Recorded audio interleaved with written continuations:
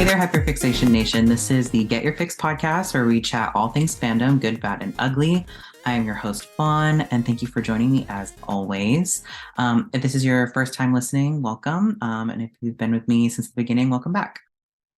You can read more about the Get Your Fix project and subscribe on all your favorite platforms by visiting getyourfixpod.carrd.co, and that's carrd.co. You can also subscribe and turn on automatic downloads. It makes a really big difference. So thank you so much for all the support so far. I had a really good time talking about Dan Howell on the last episode. I really enjoyed seeing folks reacting to like the British YouTuber craze. So for this week's episode, I'm really excited for my second guest ever. And you've heard me talk about them kind of ad nauseum on here so far. And I'm really excited to get into how our relationship is like influenced by fandom. So welcome to the Get Your Fix podcast, my fiance, Otto. Hi, I'm Otto. Do you want to introduce yourself a little bit? Yeah, my name is Otto. I'm Vaughn's fiance. I'm a barista and I'm really into lots of different stuff. We have a lot of overlapping fandoms, mostly video games and K-pop these days. So yeah. Yeah. I feel like fandom is the reason that we're in a relationship. I would agree. I think that that's true.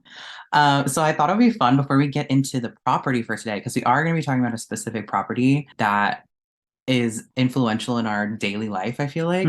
But before we do that, I thought it would be fun to kind of just chat about how like fandom like influences our relationship, and how we navigate life as two people who are like in fandom spaces, and how that like intersects. So do you want to tell people how we met each other?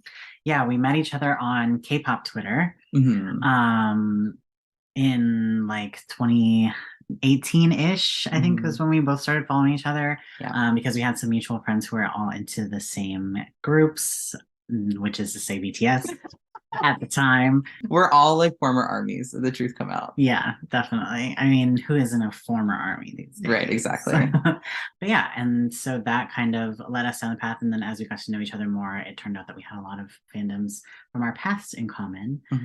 Probably the biggest one being Bandom. So I was really a Panic at the Disco person, but Vaughn was always a Fall Out Boy person, which means we were kind of ships in the night, probably on Tumblr for several years.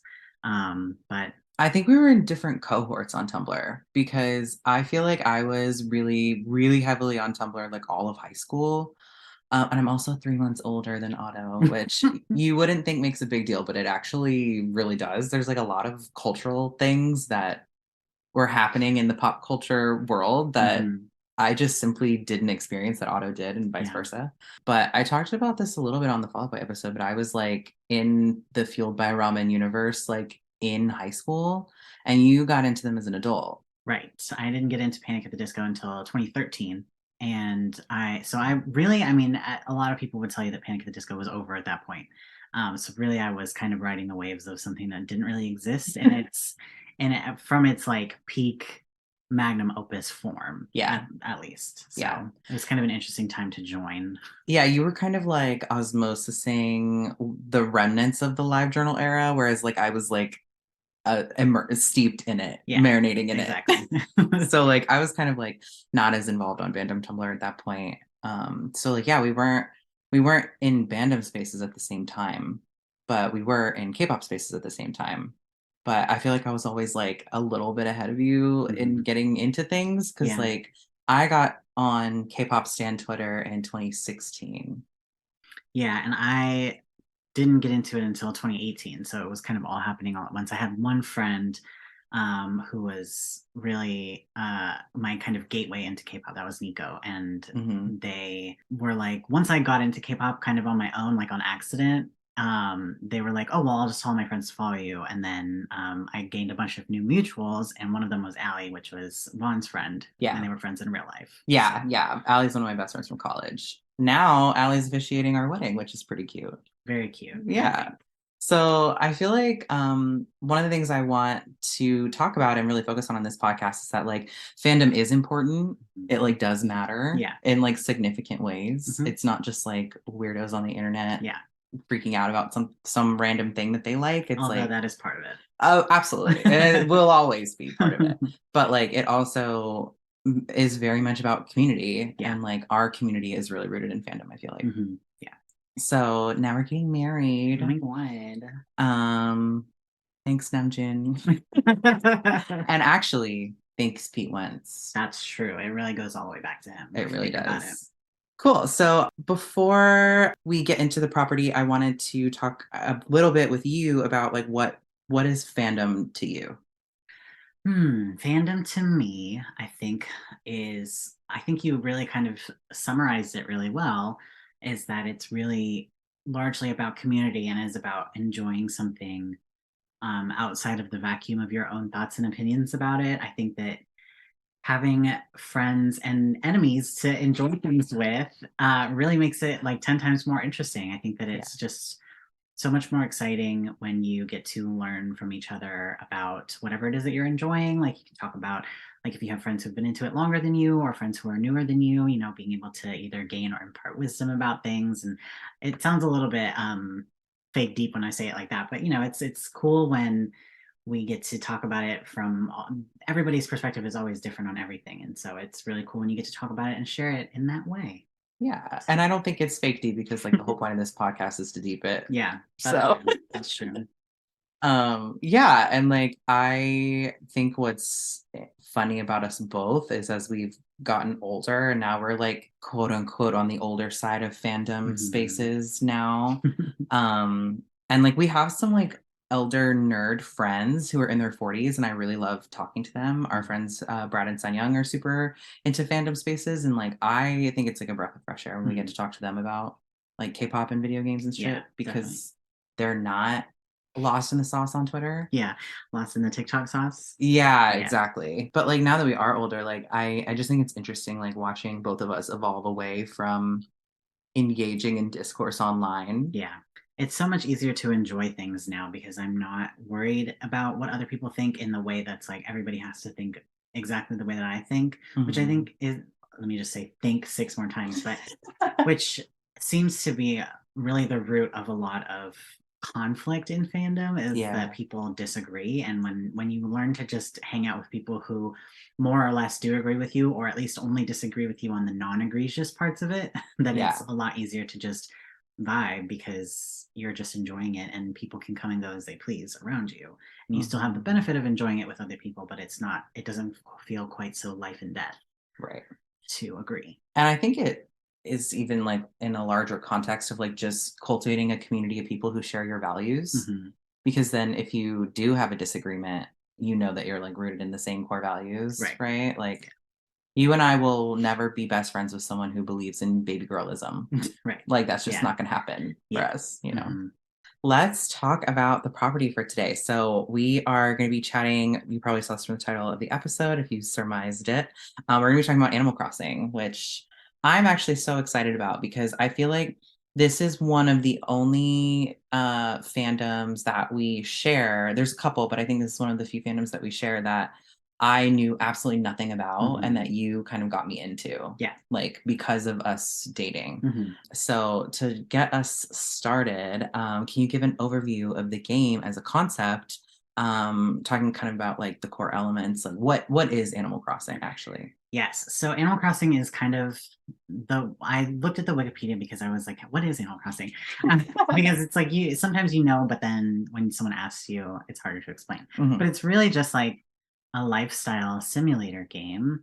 The Wikipedia specifically says social simulator, which is kind of funny because unlike your games like Stardew Valley or like Harvest Moon, which are definitely under the same umbrella genre, it's less about completing tasks and more about hanging out with your neighbors, Mhm. which really, like, Social Simulator really does surmise all of it.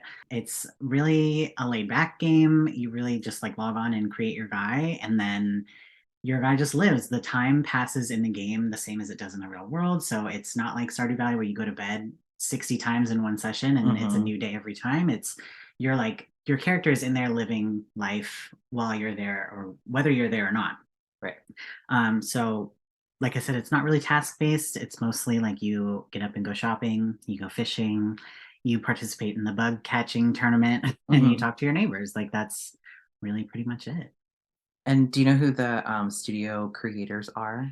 It is literally just Nintendo. It's like a Nintendo purebred product. Oh, really? Yeah. I didn't know that. That's Yeah. really cool. Hmm. It's just like a Nintendo original. Yes. Hmm. Interesting. I had no idea. That's really cool. Yeah. So, how many iterations of Animal Crossing are there? Let's see. There's the first one, the original one, which is just called Animal Crossing. And that's to me the first one because there's one before that that only came out in Japan. Mm. But from what I understand, they're very similar. It was like the first one in Japan only was a Nintendo 64 exclusive.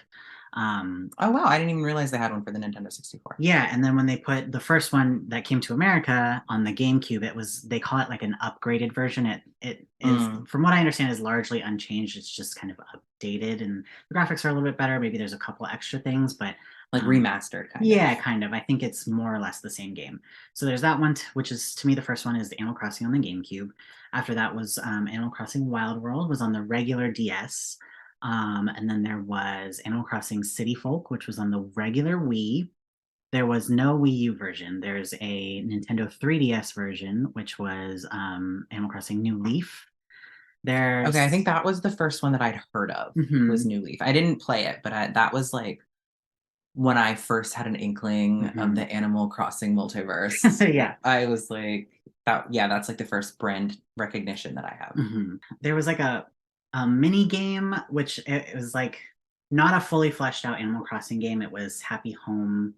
Oh, I don't even remember what the full Oh, I title know of what it you're is. talking about. It's like Happy Home something where it's really just about there's like this functionality in the game which is called the Happy Home Academy, and you decorate your house that your character lives in, and then they will come and rate the way that you've decorated it. Hmm. And it is actually based on real like feng shui, and like they have like real guidelines that are not anywhere explicitly listed in the game, but that they grade you by, which is just a kind of a fun and interesting thing. But they made a whole kind of separate game that was like more compact, that was just you decorating people's houses for them. So it was like you It's are like those home design mobile it games. was exactly that, but it was like Animal Crossing with like the skin slapped on, Yeah, which was fun. I enjoyed it because that is one of the parts of Animal Crossing that I like the most is decorating your house. me too. I Um, loved which we'll get to New Horizons in a minute, mhm. but I loved doing our little house together. It was so Yes. fun. Yeah, it was largely unpopular with the rest of the fandom because it had been so long since we had gotten a new entry in the series, like a proper new entry, and then they gave us that, and it was just a little bit frustrating for people, I think. There's also Pocket Camp, which is a mobile version of Animal Crossing. It's similarly not really a fully fleshed out Animal Crossing version. It's more about camping Hmm. and like visiting other people's campsites and stuff like that. But then lastly, most recently, there is Animal Crossing New Horizons, which is on the Switch. So I feel like you and I often in our day, because we talk about fandom like every day, Yeah. probably. Like we're always intellectualizing our interests every Hmm. day in our home. But I feel like we both have this experience often where we like the game that nobody else likes because we both feel like everyone is playing the game wrong. Yes, I feel strongly about that a lot of the time. Yeah, I think that that happens to us quite often. Yeah, we're like, you guys aren't appreciating the game for what it's supposed to be. Right. You're not engaging with the medium the way it's designed. And like, so I feel like it totally tracks for me that you like the home design game that nobody else liked because it's like Yeah. we have elevated opinions. No, I'm just kidding. But I do feel like we're often in the minority of how Mhm. we feel about certain things like that. Yeah. So you just said that the first game to you was the like kind of remastered original game that came out on the GameCube. Yeah. How old were you when you first started playing that game? I must have been like 8 or 9. I started playing it in the third grade. So you had a GameCube when you were in elementary school. Yes. It was technically my brother's GameCube, and when my dad bought it for him, he was allowed to get two games, and I begged and convinced my brother to let one of the games be my selection. So I don't even remember what his game was, probably Sonic something. But I convinced him to let me tell my dad that we should get Animal Crossing as our second game. Hmm. So it was a shared experience for us. Yeah. Oh my gosh. Okay. And so this is also like a point of light contention in our home that Mhm. I like lovingly tease Otto about all the time, which was that I did not have a gaming console. I was broke. Yeah. I did not play video games really until I was an adult, Mhm. actually. Like I never had a GameCube, Xbox, PlayStation. I had a little Game Boy Advance SP that I just played the same three Pokemon and Yu-Gi-Oh games on, and Kingdom Hearts 1.5, Yeah. Chain of Memories. But I didn't have like a console. Like I only ever had a handheld. Yeah. And so my experience with video games have always been as an adult. Yeah. Um, which is I think kind of interesting. Like Mhm. I didn't have those formative experiences with a video game Yeah. other than Pokemon, Yu-Gi-Oh, and Kingdom Hearts. Right. Pretty much. Um, so why did you beg your brother to get Animal Crossing? Why did you know that you wanted that game? I don't even remember. I think we had, oh, I wish I could remember what it's called, but GameStop used to have a magazine. They probably still do, honestly. But, Probably. like everything else about GameStop, it probably has actually died by now. But or it's digital or something. Yeah. Game Informer, does that sound right? No, or maybe that's a website. I don't know. But anyways, we had a copy of that because we were always buying at the time before we got the GameCube, we did also have Game Boys. So we were sometimes at the GameStop getting new Game Boy games. So I think we probably grabbed like a free issue of whatever their magazine was. And there was it had recently come out when we got it, I believe. Okay. And so there was like a review or something, I believe, maybe like an ad, maybe like a summary. But whatever it was, I was reading it and I just immediately became obsessed with it. Like it was talking about how you could trade with your villagers and how there was a bulletin board and there were events and that you could go fishing. And I was like, this is what I need in my life. I want to play this game so bad. There was just something, even as a 9-year-old, I was like, this is so quaint. And I just want to experience it. It's so different from how my life really is.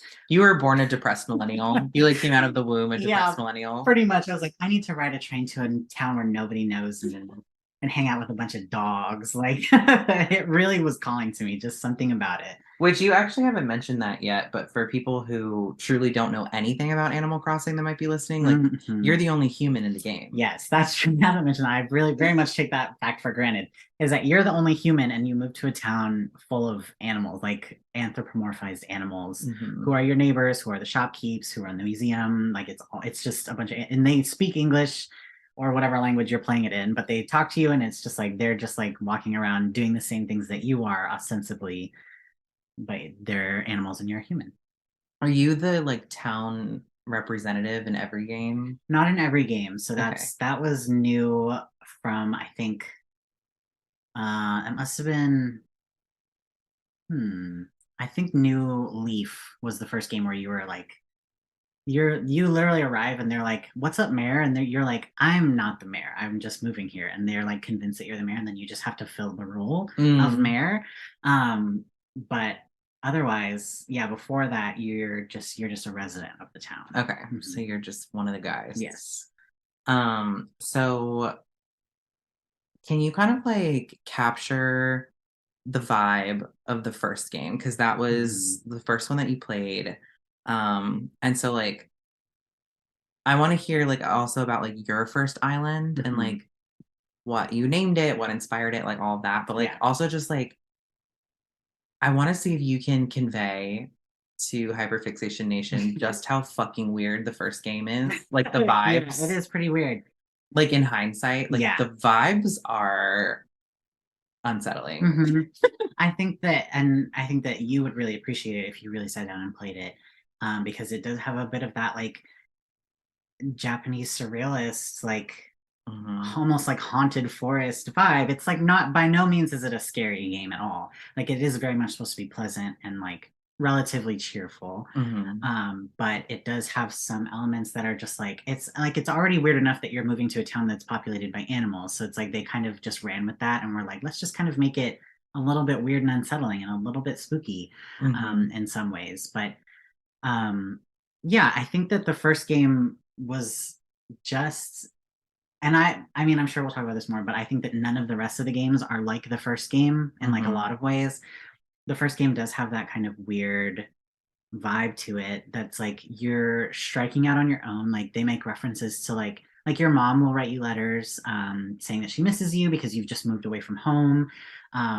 But when you're on your way to wherever you're moving, the character who kind of leads you through that experience named Rover makes allusion to like the fact that you have no money, you're moving to this town, but you don't have a place secured to live.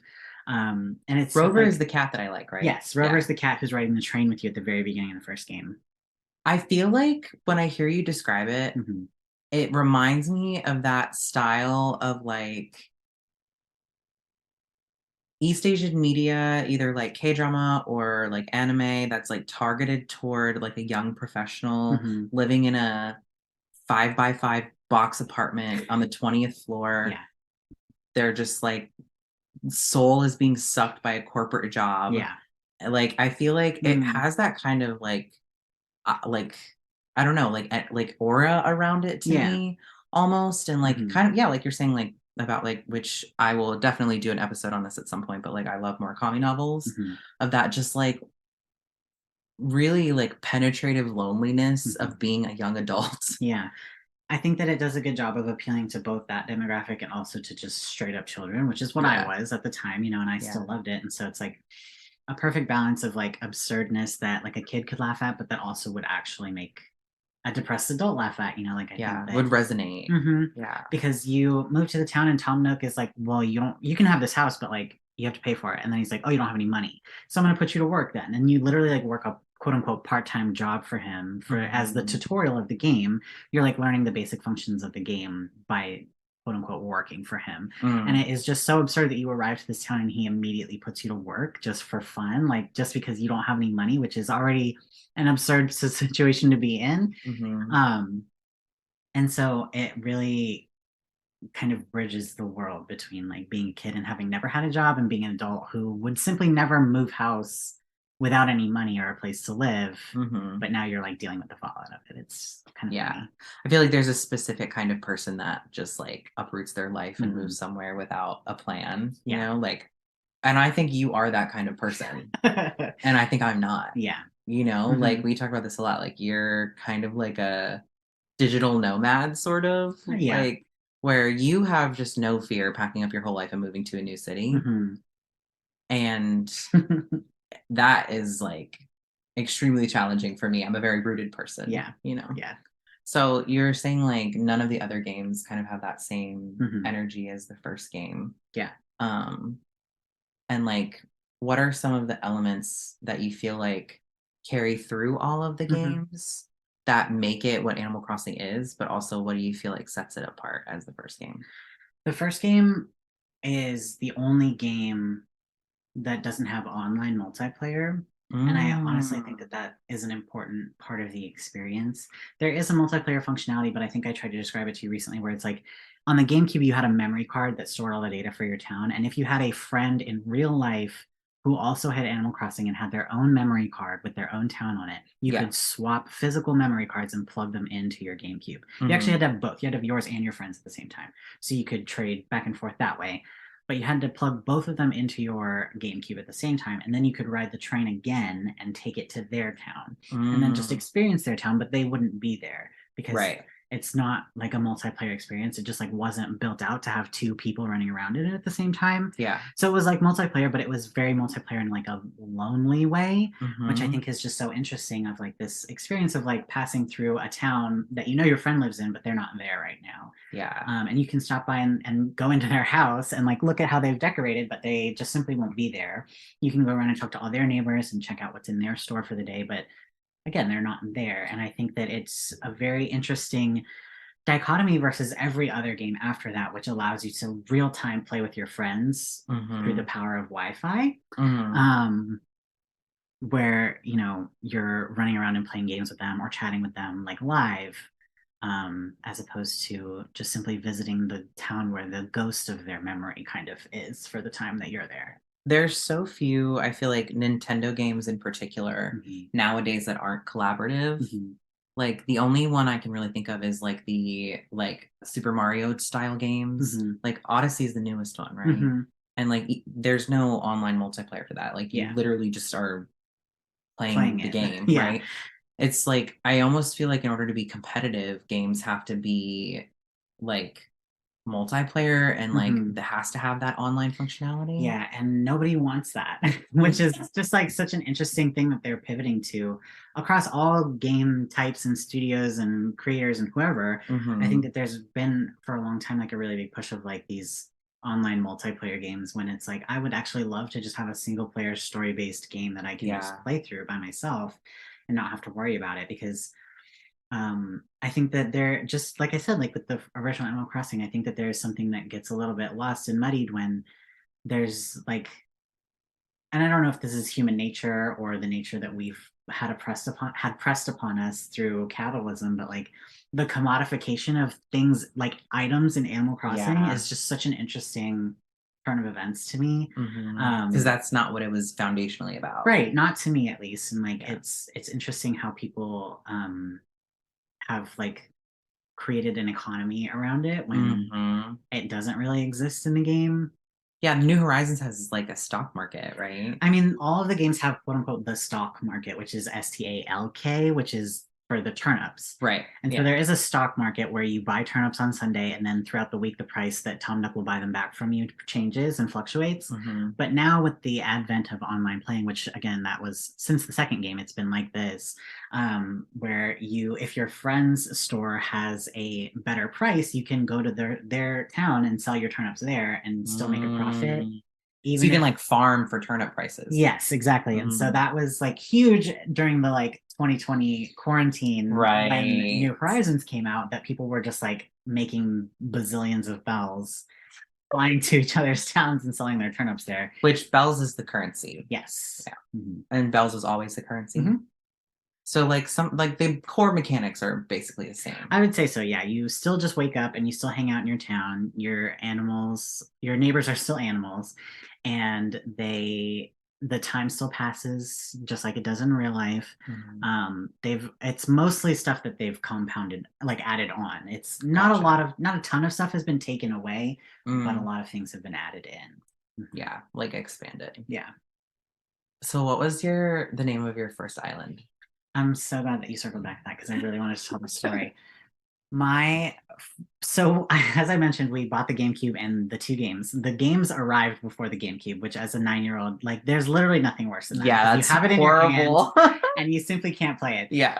But so in the couple of days that it took for the GameCube to arrive, I was reading the Animal Crossing manual that came inside the Mhm. case just over and over and over again. I wore that thing out just looking at it before I even had the game. And in the game manual, they have like tutorial, like instruction screenshots for you to like explain to you how to set up your town or whatever. And the tutorial character that they put in the manual, I don't even remember what the name of the girl was, but like the town that they put her in was called My Town. And when I started up the game for the first time, I was like, I'm going to tell him that I'm also going to my town so that I can play with this girl. Oh. I didn't realize that it was a solitary experience at the Well, time. how would you know? You're like an 8-year-old. Yeah, exactly. But so I had put in my town because he like asks you when you're on the train, he's like, so where are you going? And you can type in where you are going, but It's like that's the just, immersive. yeah, that's just the name that your town then has Right. after that. Right. And so I typed in my town thinking I'll get to play with this girl. It'll be great. I'll have at least one friend in the game. Oh, I my know. puppy. I know. And you can imagine my disappointment when I arrived and she was not there. That's hurting my I feelings. know. But it's just like so interesting that how like my perspective on it has changed because I so badly wanted to play it with someone at the time. Yeah. And now I have no choice but to play it alone, really, because nobody else plays it anymore. Like I think Yeah. everybody kind of plays it, but nobody's like playing online like we were in 2020. And you don't really want to play online with other No, people. I don't really. There's You've like come like you've done like a 180 on Yeah. that where like you wanted to Exactly. play with a friend so bad, and now you're like, I think playing online is antithetical to the purpose of Animal I Crossing. don't think it's completely antithetical, but yes, largely I do. But yeah, and so that was the name of my first town was My Town. That's really cute. Yes, and it was a great place to live. That's all I have to say about that. Who was your first villager? My first villager, like my character or the No, like Neighbor. neighbor. Okay, Neighbor's yeah. neighbor. See, I like I said, It's hard though. All the words are pretty interchangeable, to be honest. So yeah, because like you're the villager, yeah. right? But then Hmm. you have neighbors. Hmm. But ostensibly, if you were to go into the brain of one of your neighbors, they Hmm. would also be villagers, right? Yeah, and like I said, I think villager encompasses everyone who lives in the town, whether Okay. you're human or animal. So I just wanted to be sure. Yeah, so your first neighbor. I don't remember my very first neighbor, but there's like a small handful of characters that I remember from my first town, which back then it wasn't islands. You lived in a forest town, Oh, which right. is Islands different is than just New Horizons, right? it. Yes, I think so. Hmm. So You my all can tell that I've only played New Horizons. that's okay. We welcome all newcomers. But yeah, I the first couple that I remember were Mitzi, who was a Siamese cat. There was Mm, Pearl, who was a calico cat, and there was Tangy, who was a cat colored like an orange. She had a green leaf on her forehead, and she was orange. which Um, was very on brand for you and your childhood home overrun with cats. yes, definitely. There were a couple other characters, but those were the three that I remember the most. They were probably the first ones that I introduced myself to. I think they were there on like day one. Mm. Yeah. And then I know you had Leopold. I did have Leopold. There was also Gaston, who was a yellow rabbit. Um, and Nate, who was a bear. He looked eerily similar to Tangy. He was orange and his monobrow was green. And it kind of Oh, looked like, yeah, it looked like kind of a bastardization of Tangy, but yeah, like a worse version. yeah. Um, and then I also had Limburg for a while, who was a rat who looked like cheese. And he had like Interesting. 5 o'clock shadow. Is that like a pun for something? Yeah, it's like a type of cheese. Limburg Oh, cheese. I see. Limburger, I think is the real name, but his name is Limburg. I see. Yeah. I see. Oh, I think Markiplier did a video eating Ew. Limburger cheese. It's apparently very stinky. It's one It of the is. stinky Yeah, ones. he said his dad loved it. Ugh. This is all I'm having I'm picturing Mark gagging on camera. Cool. So for each of the games, like you said, it was kind of additive, right? Mhm. Like they would like add things in. Mhm. And like, do you have mechanics from each of the games that you like that you feel like enhance the experience? Yes. I would say from the first game, it was the dump, Mm-hmm. which seems goofy, but I just loved that there was a dump that you could literally like you could drop things there and then I think it was Mondays and Thursdays it would disappear. It would be gone. They would take it away. Like the dump people would come. You never Mm-hmm. saw them, but it would just be gone. Mm-hmm. But also every day you as the player could go there and every day there would be different stuff that ostensibly your other neighbors had left there that they didn't want anymore that was just free to take. And there was usually a shirt, a set of stationery, and then maybe like a wallpaper. There was usually two or three things there every day that you could just take. And it Mm-hmm. was great because I didn't have money. It's like a Curb Alert Facebook group. Yeah, exactly. And it's like sometimes there was good stuff there. I don't know. So that would be my favorite from the first game. The second game, I would say probably because it was new at the time was the online portion. Mm, It was really fun and I did play it a lot because I was on the website animalcrossingcommunity.com and I was trading and hanging out with making friends mm-hmm. and I must have been in like fifth or sixth grade at that time. So it was really, really cool to be able to go to school and hang out with my friends and then come home and go on Animal Crossing and play with my other friends. Mm-hmm. I Um, think we were both chronically online children. Yes, definitely. I also obviously had a couple of Animal Crossing boyfriends that I would hang out with. Um, I love that. Players gotta play. But I think for the third game, City Folk was so underappreciated. Mm-hmm. I really enjoyed it. It was basically the same as Wild World. So it had kind of all of the same additive stuff. And then there was another additional new aspect, which was that there was a bus stop in your town and you could ride the bus to the city. So largely, Mm, like I said, you're living in a forest town, mm-hmm. but with the advent of city folk you could take a trip into the city and it was like a city block basically that you got to explore and there were like 5 or 6 like shops that had never been in the game before that you could explore and hang out with and then there would be other villagers in the city like usually not ones from your town like ones who were from other neighboring small towns that also had traveled into the city to go Mm. shopping and it was just a fun cute experience similar to as we live now in the suburbs, and then you go into the city and you just bop around. Yeah. The shop that in the city that I liked the most was the auction house, and I think that it was ahead of its time. Like I think that it didn't get used almost at all at the time, but it was so cool to me, and I wish that more people had used it, and I wish that they would bring it back if they're going to do all of this weird online stuff that they're doing with it. But it was literally like it was an auction house run by one of the gyroids, the gyroids. We call them different things. I don't know. Gyroids, I guess, is because they gyrate a little bit. Oh, is that how you actually pronounce I it? think so, yeah. Oh, I call it a gyroid. I think it's hard because It's like Gyro Hero. yeah, it's Gyroid is cuter. Yeah, I think so. But he like runs it. I think his name is Lloyd. Lloyd. Oh, it's the same Lloyd? I think so, yeah. Oh, that's cool. And he runs it, and you could add friends on your Wii, and then you were just like kind of connected because the Wii was like a little bit more passively online than the DS was. I have never played a Wii game in my life. I literally don't understand anything about how the Wii works. I really don't understand how it works either, but there was something about it that was like on the DS you had to like log on and hang out with your friends, whereas the Wii was kind of just connected to the internet. Like all the time. Yeah. Interesting. And so you could go to the auction house, you could give him an item and set like a starting price for it. And then your online friends, when they went to the city in their towns, even though you weren't hanging out with each other or playing actively with each other, when they went to their town or went to the city in their game and went to the auction house, if you were added as a friend, your item that you put up for auction would be in their game. And that's bid cool. On it. And so your friends, like your 5 or 6 friends who may not even necessarily be friends with each other, could bid on your item and one of them would win it.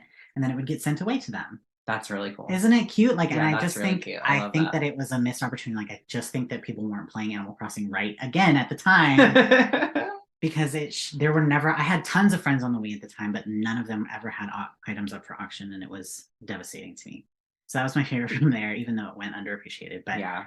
I feel like the best mechanics always do. I know, like I just think that maybe the demographic was a little bit too young to understand how the fuck it worked. Possibly. Yeah, maybe. And again, like the point of this podcast is to deep it, but I feel like I feel that way about resources in our general society, that people just do not take advantage of the things that exist in our world. Yeah. You know, like I think about that all the time, like at my job, which is a remote work environment, all of the fucking things that Google Calendar can do. Yeah. All the functionality that like Asana has, like it's like it like is mind-boggling. Like all of these little features that 90% of people don't use. Right. That actually enhances your lived experience every day. Imagine that. Yeah. Like the public library. That was the first thing that came to my mind when you said that. Yeah, like you can get audiobooks and DVDs and shows and all for free. You don't even have to go into the library anymore. You can rent stuff from home. Yeah, totally. Yeah. Very good stuff. But I think, let's see, what would the next game be? The next game in the main installment would have been New Leaf on the 3DS.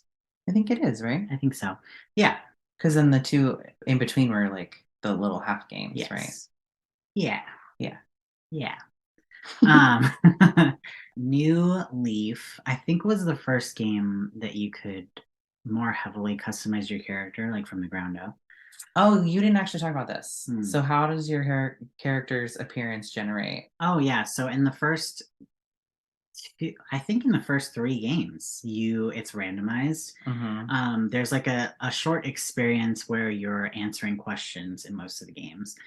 In the first game, you're riding the train and talking to someone. In the second game, you are, I think, in the car riding to the town, like someone's driving you there. In the third game, I think you arrive on the bus that also goes to the city. And then after that, you're riding the train. Again, the experience is a little different. But in the first 3 games, someone is like taking you to these places or accompanying you to these places, and they're just making small talk with you. And the way that you answer the questions generates a face for you. So obviously people have like cracked the code, and it's like if you answer AAB, then you get this face, and if you answer ABA, then you get this face or whatever. Right, which again, in your opinion, is not how you play the game. How you play the game. Did I do it back then? Yes, because I cared a lot about it. But if someone handed me the game today and was like, "Here, answer these questions," I would just simply answer them. But yeah, it's because it's about like curating an experience for you that's like unexpected, that you're like intentionally engaging with it. You're not trying to like cheat code it. Yeah, you're not trying to hack the system, because um, more or less like the idea is that you are generating kind of a personality at the same time. Like your Mhm. character doesn't speak at all, actually. Silent protagonist like Mhm. Link. Yes, exactly. And like you don't have dialogue options and you don't really have a personality, but like your personality is your face basically in the game because you are Mm, answering these questions, which these dialogue options are really the only ones that are meaningful at all for the most part in the game. Um, and based on how you answer, that is what you look like. And so it's to me, it was kind of like a representation of like what your personality says about you or whatever. Like one of those quiz. Like who doesn't love one of those kinds of quizzes, right? But oh yeah, I talk about Quizilla constantly on this Mhm. podcast. Exactly. So that was also a fun element. But and I think New Leaf was the first one where you could really just choose what you looked like to some extent. I think you had a lot more options to change how you looked after the game started as well. Um, this is something that was not great about Animal Crossing, which was that your protagonist was always pale skinned. Mm, And then in Wild World, they introduced a quote unquote feature where you could get a tan just by hanging out mm. outside in the summer. So you could potentially get a tan and make your character's skin a little bit darker in the summer. Actually, you could get it pretty dark, but then it was like a tan would fade Would away fade. after the summer. Well, I think it's important cultural context that this game is developed and created in Japan, Hmm. right? Which I have talked about this a little bit in like the K-pop episode and Yeah. stuff, but like most other countries, and you and I have talked about this at length in our life, Hmm. like most countries are ethnically and racially homogenous. Hmm. That is part of what makes the US the great experiment is that Hmm. we are a multiracial, multi-ethnic country. Yeah. And it is pretty rare. Hmm. Like we are one of the few countries that have integrated races and ethnicities living amongst each other in community. Right. Like that's not that common, even though Hmm. we live in a globalized world. Yeah. And even in the democratized world in like the EU and like Europe and the UK, like those are still predominantly white countries, Hmm. right? And like the US is really unique in that way. Hmm. And like, I won't go off on a whole tangent about this, but I think that's part of why I get frustrated when people talk about how much of a dumpster fire the US is, Yeah. because we're wrestling with systemic issues that other countries simply are not addressing at all, Right. or and like pretending don't exist. Hmm. And I think like the more globalized we get and like the consumption of East Asian media, especially in the States, Hmm. like it does kind of require homogenous East Asian nations to Hmm. reckon with that Yeah. they do have this like multi-ethnic audience for their Hmm. games. Like, because I'm sure the developers in Animal Crossing were developing it for Japanese release, Yeah. right? Like Hmm. not anticipating Hmm. a Western audience consuming that game, Right. you know? Yeah. I think that they, like most people who start something and try something for the first time, would not have necessarily anticipated that it would get the Western following that it did. Mhm. Um, In global, yeah, actually, yeah, because Animal Crossing is pretty popular everywhere, right? right. I think so. Yeah, but it's just one of those things that's like, it's uncomfortable as someone who is from a Western country and was born and raised here and is not pale skinned, Yeah. to look back on. And at the time, of course, as a kid, it really didn't make that big of a difference to me. But now as an adult, it's like, it's kind of weird that they did it like that. But Yeah. things come and things go. But Well, so, I think that the developers have grown as the audience has grown and they mhm, have, done their research to, I think New Horizons is pretty yeah, further along, which I know hmm, you're getting there, but hmm, the game has grown as the audience has grown. right. Yeah, I agree. Um, I think to get back to what we were talking about originally. Sorry. No, no, no, it's okay. My favorite feature from New Leaf, Mhm. let's see, would probably be I really liked they had this like feature that was like Captain would show up. He's just one of the NPCs. He's a Kappa from Japanese folklore. Mhm. And he is kind of like this old grizzled fisherman type. But he like runs a ferry service that's literally just him and his boat, and he would take you to the island that Tortimer runs, which Mhm. Tortimer is a turtle who used to be the mayor before you showed up. He retired, Mm. um, and he now runs this like island resort where you can go and you can like either you can choose to like play with your friends, or you can choose to just go to like a random kind of online room where like other random people Oh, from wherever would show interesting. up, and you could go, and it was really just a place to like hang out on this tiny, tiny island, like microscopic, like you can see across the whole thing on your screen. But It's then like you the could, club rooms in the Pokemon games. yeah, and then you could go and like initiate like a mini game like run. Like you it was there were like four mini games that you could play either with your friends or Oh, with cute. online randoms. And there was never anything like that before, even though there were a couple of other games that had the online, and there hasn't been anything like that in New Horizons other than just playing online with people. And so that was probably my favorite from that game. Well, I feel like New Horizons is kind of following this trend of all of the Switch games Hmm. of like moving more towards open world where like you don't need these delineated spaces for collaboration Hmm. because like there are less parameters around the gameplay, Yeah, you know. yeah, definitely. Um, which I think that brings us straight into New Horizons. Hmm. I think my favorite thing about New Horizons, I think the house customization of New Horizons is really advanced. They Yeah. kind of started doing this in the Happy Home, like in between game. I wish I could remember the full name of it, but Happy Home, whatever the last word is, um, association, maybe, I don't know. But where like in the first in all of the games before these two games, like the house system was it was like a grid. Most of the game is on a grid. There's no lines, but like the grid exists over the layout of the land, both in your Hmm. house and outside. And so you can only place items like one item per grid. And in your house, especially, there are some items that are too long, like 2 squares long or wide or whatever. Like not all of Yeah. them are just 1 by 1 square. But your decorating options were limited to what you can fit in this grid, which does make for a really fun and interesting challenge. And it's cool if you can create a nice looking house within the constraints of that format.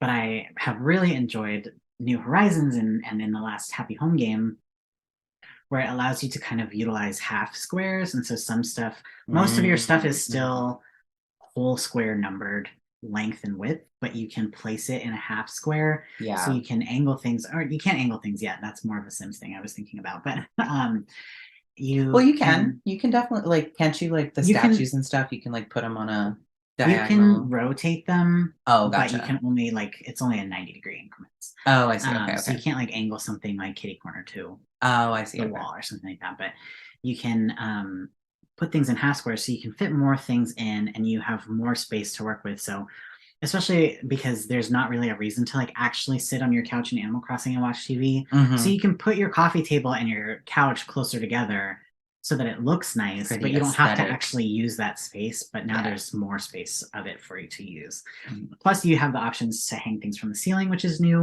You can Mm. put stuff on the walls in a more predictable and user friendly way. You could do that in the last game. New Horizons has like a whole home editing mode when you walk into your house that you can activate that Mhm. removes like your character grabbing things off the wall or picking things up off the floor and just makes it like a user. It is kind of Simish Yeah, a it's little like a bit. little bit more streamlined where you can just use your cursor and select things and then they'll pop into the world. And you can click and drag it rather than having to have your guy literally move his couch across the house, Right. um, which has made it a little bit more fun in that way, for sure. So, yeah. I feel like for me, so I've only played New Horizons and I Mhm. don't actually even really play it. I just watch you play it every Yeah. day. So we've kind of like integrated New Horizons into our daily routine. So we Hmm. play it every night before we go to bed. It's like Hmm. part of our nighttime routine. Yes. And I love it because like we don't actually really do anything. Hmm. We just like bop around our town Yeah. for a little while. Hmm. But there's so many things that I love about New Horizons, but I have no frame of reference. Hmm. So it's like interesting to hear you talk about it because I wonder if I would even like the other games. Yeah. Because a lot of the things that I love about New Horizons, I think are unique to New Horizons, which is Hmm. that it's a beach community, Hmm. which I am from the islands Hmm. originally Hmm. anyway. Like I always want to be near the ocean. Hmm. So like I love that it's a beach community. Yeah. I love the dreams. Hmm. Like that's probably my favorite thing about New Oh yeah. Horizons Mhm. is going to dream, Mhm. going to see like people have uploaded their own Mhm. islands into like the cloud, Mhm. and then you go to sleep and you dream, quote unquote, and you can like visit the islands that people have uploaded. Mhm. That is like my favorite thing, my Mhm. favorite functionality about New That Horizons. functionality is pretty reminiscent of how it was to quote unquote play multiplayer in the original Animal Crossing, where like these people Mm, are not actually online playing with you or interacting with you, but they have shared a version of like a screenshot basically of their town that you can go in mm. and explore and you can talk to their neighbors. You can't visit their store, but you can talk to their neighbors, you can go in their house. We can't visit the store in the dreams either. That's what I'm saying, yeah. Yeah, that's cool. Um I so think what I like about it though mhm, is that it's a dream. mhm, Like I love that kind of like whimsical element. yeah. And a lot, I would say like most of the people that upload their islands to the dream Mhm, upload either at twilight or at night to mhm. like give you that dream vibe, Yeah, like it's very dreamy cute. vibe. Like Mhm, they're playing in the space, right. right? And I like love that. Like Mhm, I don't know if it would have the same whimsy effect on yeah. me to just like travel to someone else's town and Mhm, now I'm just like bopping around. mhm, Like I like that we're like dreamscaping in our consciousness. Like I mhm. love that part of it. Yeah. And that there's just like a bed in the town square Mhm. for you to like go and wake yourself up with. Yeah. I absolutely love that because I love to see like what other people come up with. Mhm. Um, and I know that this is the part of New Horizons that you don't like and Mm. stresses you out a little bit Yeah. is that like people almost getting competitive about how their islands look. Mhm. And I think this is one of the ways that you and I are like fundamentally different people, which Yeah. is that I simply never feel in competition with anyone Yeah. ever. Yeah. I'm like the least competitive person in the whole world. Mhm. I just think it's cool Yeah. to go and see what people have done to their islands, Mhm. like what their ideas are. Yeah. And like, I love when they have little packages to put on a specific outfit. Like, I Mhm. think that's so cute. Yeah. And like, you can like revisit the ones that you've been to before Mhm. and like going in people's houses. Like, I love it. But I also, it's like almost dissonant for me. I have this like cognitive dissonance about it because I do also agree with you that like, it's not really the point of the game Mhm. to like grind Yeah. and terraform your Mhm. island to be this like insane concept. Yeah. It's not so much the like not even the competitive decor. Like I think that the things that people come up with and even the towns that are packed so freaking full that your game lags. I still think that there's still stuff that I can appreciate about them because it's nice to look at and everybody has unique ideas. Mhm. What is weird about it to me is the way that people have like competitivized completing your town.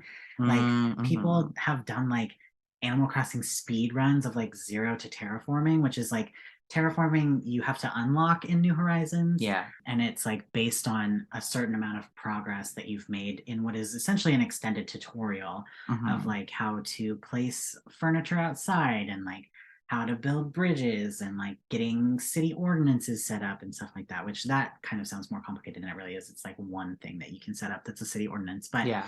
there's like all these building blocks that you have to unlock and complete first before they'll allow you to terraform. Mhm. And so people have like made it into this like I just started my town last night, but I'm already terraforming because they've time traveled and they've Oh, right. They're like borrowed money yeah. and items from their friends and like have They like buy shit from people on yeah, Reddit. have like broken the game so that they can terraform their island from the ground up Yeah. as soon as possible. And I just Right. think it's weird. Like I don't think to me there's nothing really fun about that. I Right. think And that it's not it the point. yeah, it is very You're much like in losing the the plot. spirit of the game. Yeah. Yeah, because like Mhm. the spirit is to like build a community Mhm. with your friends, Mhm. right? Yeah. Because we talk about this a lot too about like farming for villagers to Mhm. get like the exact villagers that you Mhm. want Yeah. and like time And traveling to get your people buy and villagers. sell their villagers too. Yeah, that's wild. No, you guys don't see anything wrong with that at all. There's Right. nothing weird about that to you guys. Right. You're purchasing a game character whose purpose is to form a relationship with you. Yeah, it's just like I don't know, like I get it that it's just pixels or whatever, and it's like Yeah. cool to like have all your friends that you want to have in your town or whatever. But it just to me is not in keeping with the spirit of Animal Crossing. It's Mhm. fine. People are allowed to play it like that. I personally don't. Yeah.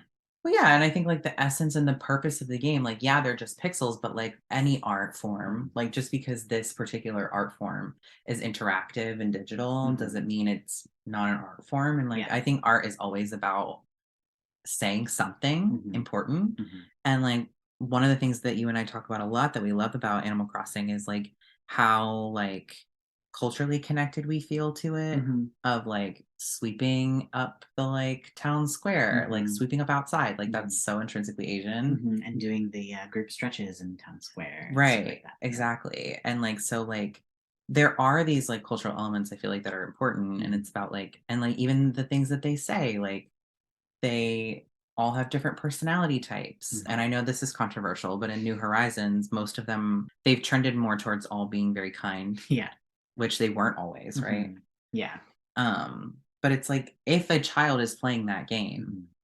having a community of characters empowering you as a child is important, Mhm. you know? Very true. And like, how are you going to do that if you're just like farming for your little collectibles, Right. you Yeah. know? I think one of the most like clear cut like examples of how weird it is like how weird the attitude about it has gotten is that people have been since the game came out begging the creators like the developers to update with a patch that allows you to create things faster basically. Like there's an element of the game that's like DIY and you get like DIY recipes and then you can certain pieces of furniture you can build by hand that from like resources that you gather or whatever.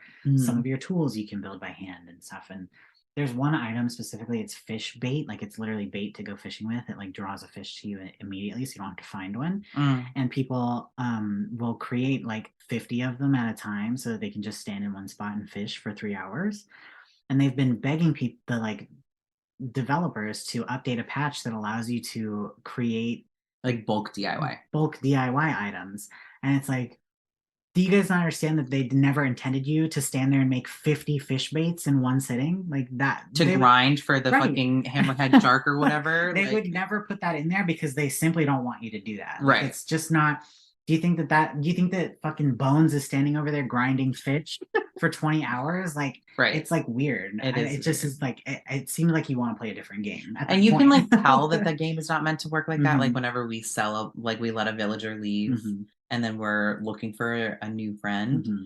Because we do buy into it a little bit where we don't just let it randomly select a villager Hmm. for us. So we do go looking on other islands for Hmm. villagers.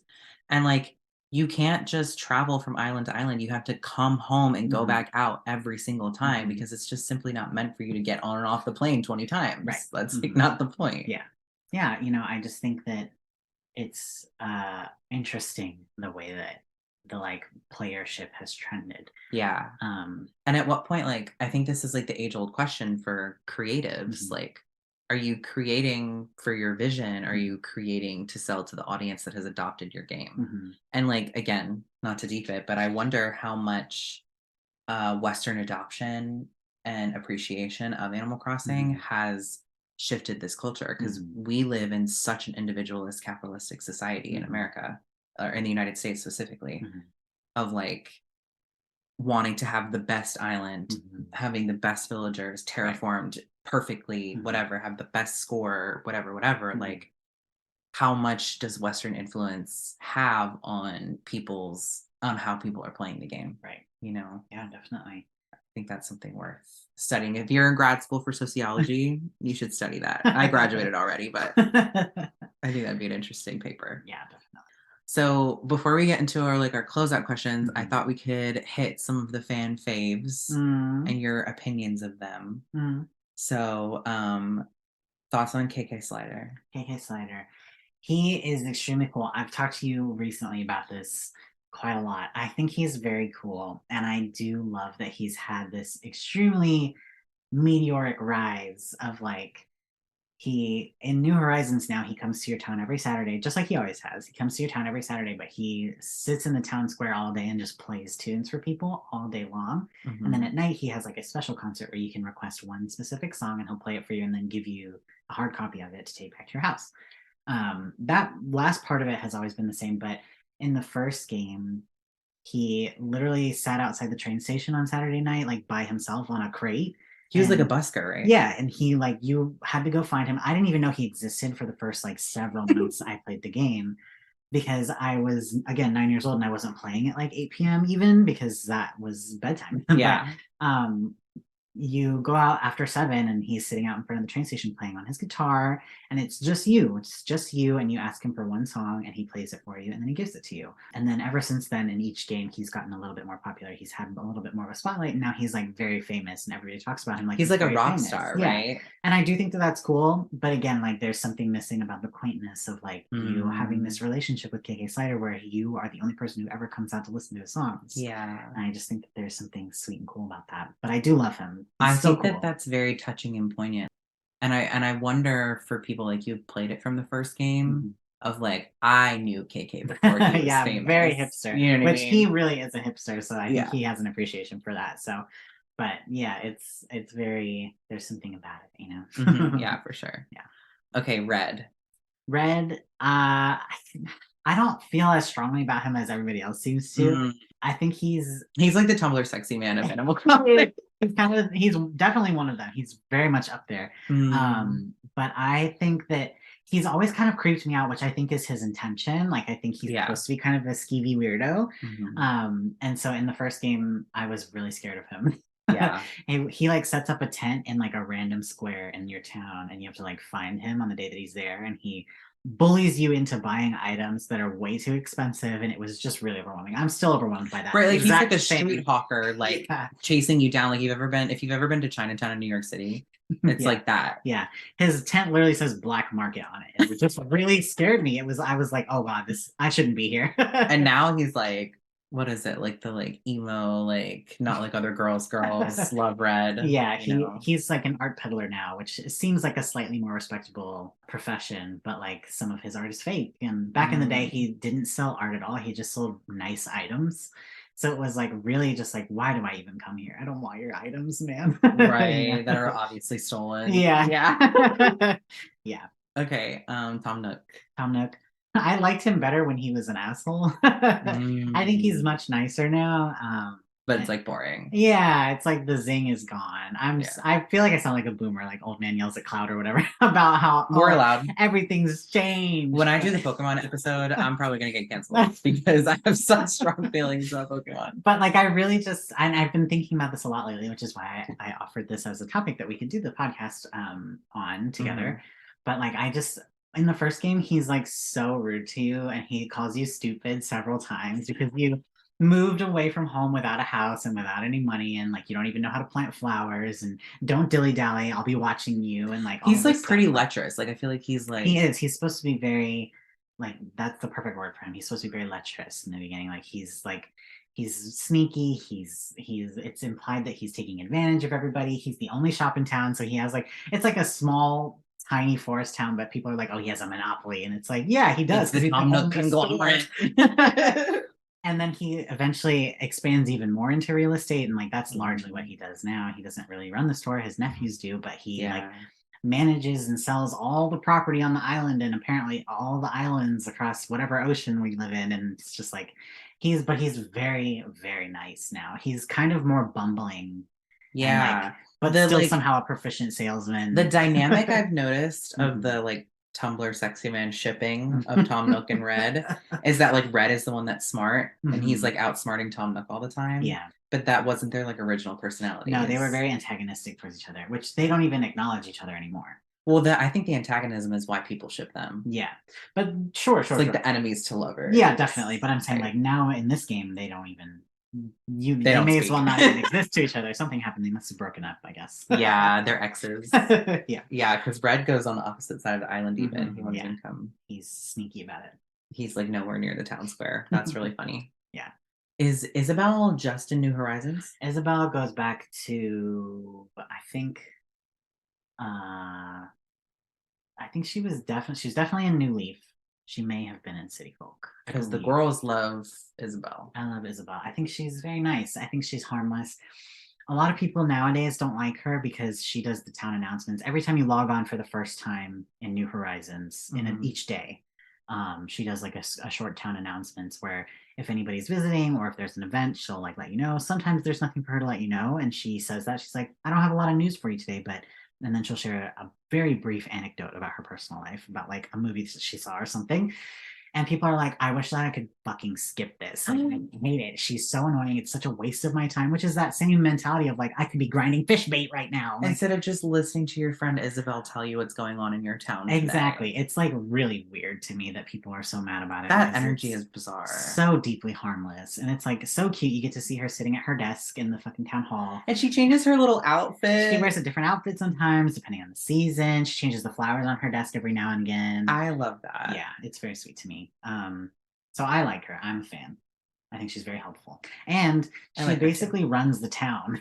She's like, right. She's like being exploited by Tom Nook. Right. You're like the mayor or whatever, or the island representative, but she really is the one behind the desk, like actually doing everything. Grinding. Yeah. Isabel is the only one that should be grinding in Animal Crossing. Exactly. She's got the grind to do. Who are some other like core characters that you feel like, because I'm thinking of like the ones that I like I love Orville and Wilbur, but they're only in New Horizons too, yes. Right? Yeah. And you have strong feelings about it's like fucked up that they're an extinct bird species. Not especially strong because Captain has always been in the game and he is not real at all. Like he's right, but neither is Tom Nook. He's a Tanuki. Right? That's true. He's like it's passive. He's like he is a Tanuki. He's a raccoon dog or whatever. Yeah. But like we've had this conversation more than once where you're like, it's like one thing for it to be fantasy, but for them to have been a real bird that has now died. Yeah, it's like a little questionable to me. But there is also actually an elephant character who's decorated like a woolly mammoth. Like it's implied that he's a woolly mammoth. Okay, that's so cool. I don't know. Like, and then there have also been characters like they were in the original Nintendo 64 game that were robots. Like the octopus. What's his name? Oh yeah, there's a Cephalobot. Yeah, Cephalobot, who's in the game now. But there was like a cat and a dog robot before. Oh, that's cool. Yeah. So you know, I understand that it's not their first foray into creatures that don't actually exist or anything like that. But it's just fucked up that they definitely should be dead. Right. As opposed to everyone else who like may or may not exist or whatever, or as a construct. But it's like, okay, this is weird, you know? Because like for me, if I really let myself go there in my mind, I'm like, oh, whoever was the island representative before you found dodo fossils and brought them to Blathers. Because that's even worse. Is that we dig up fossils every day and Blathers identifies them, and then there are fossils in the museum, and that they should also ostensibly be fossils, but they're just here among us, right? And they're sexy. No. But yeah. Speaking of Blathers. Yeah, I was gonna say Blathers. I love Blathers. He's another one that people don't really like because he in his name is Blathers because he talks a lot because he's very passionate about everything that he gets to study and manage at the museum. And he always has like lots of facts about the items that you bring him, which now they've made it so that you can skip it altogether. Like you don't really have to listen to Blathers talk all that much. But we never do. I never do. But also a lot of times, like now when you bring him something, you have to bring it to him, and instead of donating it, you have to like say, tell me about this. Otherwise he just like won't. He'll start to tell you about it, and then he'll be like, oh, but I shouldn't bother you with that, and then he'll like cut himself off and then just take your item. And it depresses me. This is why I am self-conscious. And when Honor and I first started seeing each other 3 years ago, probably every other conversation I would have with you, I'd be like, am I talking too much? Because I feel like, and again, that's kind of like the thesis statement of this podcast is like people like me and Blathers who like to talk excitedly about the things that we like have been silenced and discouraged from doing so, right? Like, I'm gonna have Blathers on this podcast to talk about why he hates bugs so much. But like, I love Blathers for that reason. And like for Halloween last year, we went as Blathers and Brewster. Brewster is he runs the cafe. He's a pigeon. Yes, he's a pigeon and runs inside the museum, like a coffee shop, which Blathers is a man of science and you're a man of coffee. So I'm a man of science and you're a man of coffee in real life. So like that was like the perfect costume. Yeah, it was very fun. It was really cute. But there's like some semi-canon lore about Blathers and Brewster being in a relationship. there is a relationship between them, whether it's friendly or more, who can ever be sure? To me, it's romantic. Of course.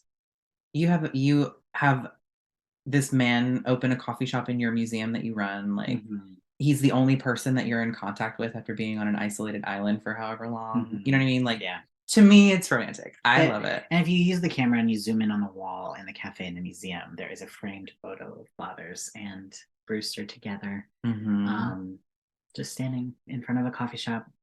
Nice picture of them together. It's just cute. It's so cute. And I just really identify with them and like in our relationship. Yeah. Because I simply am incapable of shutting the fuck up. I have a podcast. And Brewster is a man of few words. He barely talks in the game. And like one of my favorite things about the game is going and sitting down and going through the whole slow ass sequence of him pouring you a cup of coffee. Am I going to get pigeon milk today or not? I don't know. And I feel like that's very much our dynamic. Like, especially when we're in mixed company, like Otto just like simply doesn't talk. Yeah. And I am simply incapable of not talking. And so like I like very much saw us in their relationship a lot. And so it was really fun to dress up as them for Halloween. Yeah, definitely.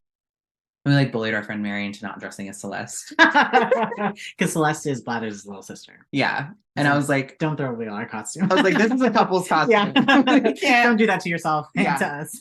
Right. Like we're not gonna go as a triad Halloween party. But I think that's cute too. Like Mary has also a connection to like Blathers and Celeste with like her twin sister. Yeah. So it's like I think it's like cute. Like you can find these relationships that are like you can identify yourself within the game, which is nice with these like core characters that are in every game, which is cool. Okay, so we talked like a lot about like the gameplay and like the ideology and all the iterations. So like if we were to like sum it up, put it in a box, tie it in a bow, in your opinion, why do you feel like Animal Crossing is like important or impactful like in our culture? I think that all the weirdness aside, I do think that it still maintains that through line at its core. Like what people do with it, kind of like Death of the Artist or whatever, like what people do with it is one thing, and it's kind of almost a separate thing sometimes. But I think the game itself, through all of its iterations, has maintained the through line of taking time to just slow down and experience the things that are happening around you. Because even though, you know, in the first game, you couldn't actually hang out with your friends. Even though, you know, one of the games, the whole concept is that like you get to go to the city, and that obviously the city is more bustling than like a quaint little forest beachside town. Whatever, like even though all of these different things have been true about it, it always is still about just like living in your relatively isolated community with your friends who you build a relationship with, and just experiencing things in real time as they happen to you, whether it's a rainy day or whether it is a snowman telling you you did a bad job of building him. Like whatever it is, like there's so many different things to see and experience in all of the Animal Crossing games that it's like you are compelled to play every day. You're compelled to set aside 20 minutes out of your night every night and just like log on and check on your crops or whatever. Because it really does draw you back in, because there's just something about it that feels better a little bit, even if your life is really good, which I would argue that our lives are pretty good. Yeah, definitely. Even if your life is pretty good, there's just something that's a little bit more magical and mystical and brighter about your Animal Crossing town.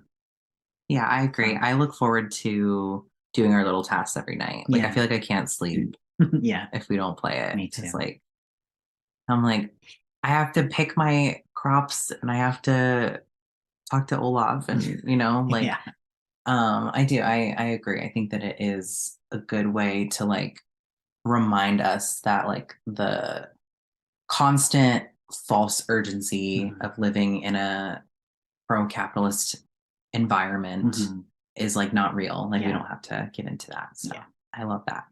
Okay, so my last question is, and I'll say mine too. Okay. Who's your favorite villager ever? Ever. That's really hard. If I could only choose one, it would be Bones. Tell us about Bones. Bones is a dog, which is so unlike me. Yeah, it really is so unlike you. But he lived in my Animal Crossing Wild World town. He lived by the beach, and I would go visit him every day. He was lazy type, so he loves to snack, he loves to snooze, he's kind of weird, he's Mhm. kind of gross.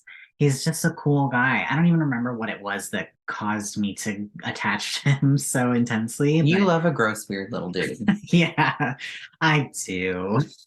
All your favorite Pokemon are the gross, weird little Yeah, guys. that's true.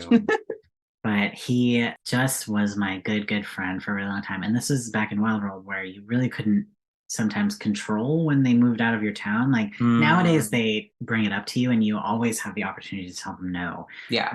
But back then, like especially if you didn't log on for like a week or whatever, like sometimes people would just move away, and you would log back on, Mm. and they would just be gone, and they sent you a letter to say goodbye. It's been real. But Oh, that's sad. yeah, but I don't even remember if that was exactly what happened or if I just stopped playing the game after that or for a while and then just never thought about it again. But he was my best friend. What did he look like? He was white. The very tip of his muzzle is pink, like blushy pink, and then his nose was black and he had a brown spot over one eye. And then his ears were like tipped in gray, I think. He has And lots of little spots. He looks like Wishbone. he's in New Horizons, right?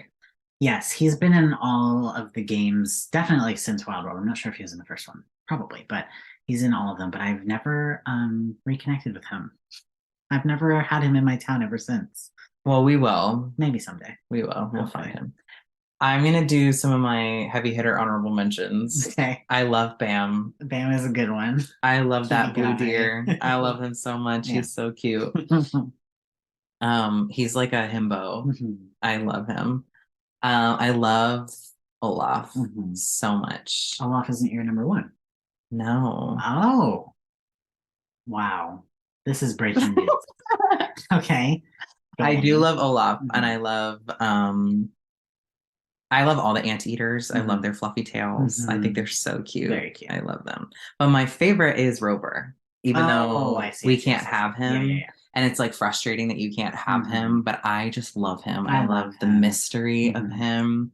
Yeah. He has strange vibes. He does have strange vibes. He has strange vibes since the very beginning. I like love it. He He, reminds me of a Murakami character of hmm like, is he real? hmm Is very he mysterious. is he like a sprite of Hmm the universe hmm and like the multiverse Guiding of you. Rover? Yeah. Yeah. He's like spooky. I love him. He's the second character you ever encounter in the original GameCube version.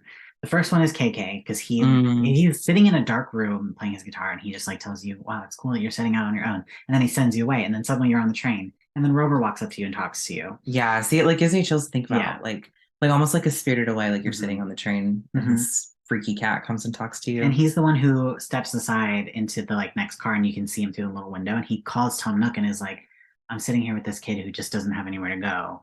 Mm, Can you set them up with a place when they get to your town?" And you just happen to be going to the town that Tom Nook works in, and Tom Nook sets you up with a house because Rover called him and asked him to.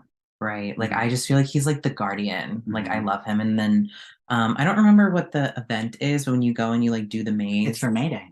for May Day. Mhm. Okay, well, and then May Day So true. is a Period. very important Mhm. holiday for those of us in the social justice space. And like he's just like sitting on the edge of the cliff waiting for you at the Mhm. side of the maze. Like I just think that he's so interesting. Yeah. Like I love him. So he's my favorite. That's a good one. But Olaf is my favorite that you can like acquire. Hang out with. Yeah. Yeah. Yeah. Cool. So thank you for chatting with me about Animal Crossing. Thank Everything I you. know about Animal Crossing I learned from you. Thank you for having me on it. It was really fun to talk about. I really enjoy that it's part of our routine. It's very fun to me. Me too. And I feel like it's probably one of your oldest fandoms, right? Oh yeah, big time. I've had an account on Animal Crossing community since 2006. Damn, that's a Yeah. long time. Do you think it is your oldest fandom, or do you have one that's older? No, I think it definitely is. I don't necessarily know that I was participating in fandom when I was 9 years old. Not everyone's insane like me, I know. Right. But definitely since 2006 when I made that account. So I think it probably is the first one that I was ever in. Yeah. That's awesome. That's Mhm. cool. The Yeah. first episode that you're on was your very first fandom. Yeah. That's awesome. Cool. Well, anything you want to promote or talk about or share? Yeah, I guess you could check out my website that has some of my writing on it. I have some published works, some short poems and short stories. You can go on my website, which is autola .card.co. It's the same as the Get Your Fix podcast website. It's CARRD.co. And it's just auto LA. It's the first part. Yeah, that's Cool. all I got. And what is your writing typically centered around? I usually write about masculinity, romance.